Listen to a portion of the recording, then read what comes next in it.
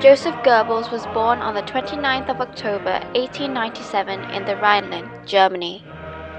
He was raised in a Catholic family, in which his parents wanted him to become a priest. However, from a very young age, Goebbels showed interest in art, literature, and drama. Later on in 1920, he graduated from Heidelberg University with a doctorate in philosophy.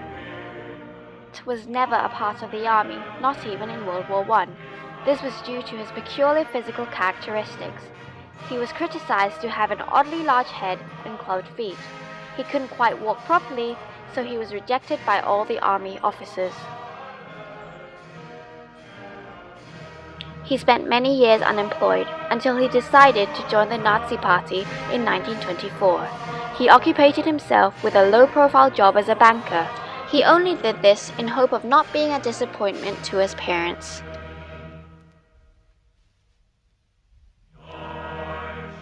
The Bamberg Conference was a Nazi meeting held in 1926.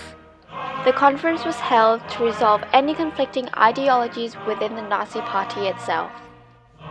Hitler wanted a solution and for everyone to agree on one idea. There were two main sides, the North and the South. The North being represented by Strasser and Goebbels, and Hitler and his colleagues represented the South. Each and every one of the members had their turn to make speeches and share their ideas. Hitler made hours and hours worth of speeches to convince the North. Strasser was unmoved, though Goebbels began to support the Southern Nazis. This was a clear move of loyalty that was obviously acknowledged by Hitler. Goebbels had Hitler's support, though Strasser called him a scheming dwarf.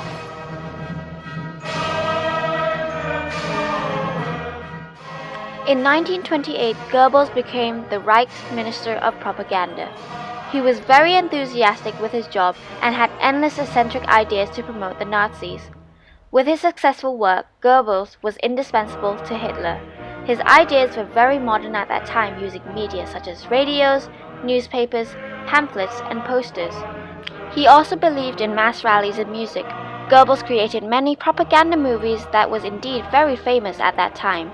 In response to his effort, Nazi support and votes for Hitler rose.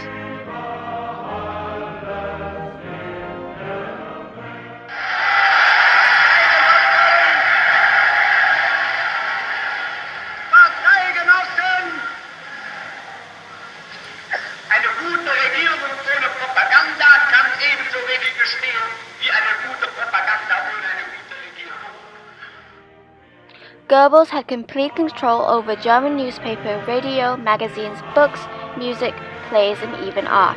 He could control and censor any opposition to Hitler and the Nazi Party. Later on in 1933, he became the leader of a newly formed Reich Chamber of Culture, where he had the power to control all aspects of art. Einmal wird unsere Geduld zu Ende sein und dann wird den Juden das freche Lügenmaul gestopft werden. After the death of Hitler, he became the Chancellor of Germany himself. Goebbels was married to Magda and had 5 daughters and 1 son. Following Hitler's death on the 30th of April 1945, Goebbels poisoned himself, his wife, and his 6 children on the 1st of May 1945. And this marks the end of the propaganda legend Joseph Goebbels.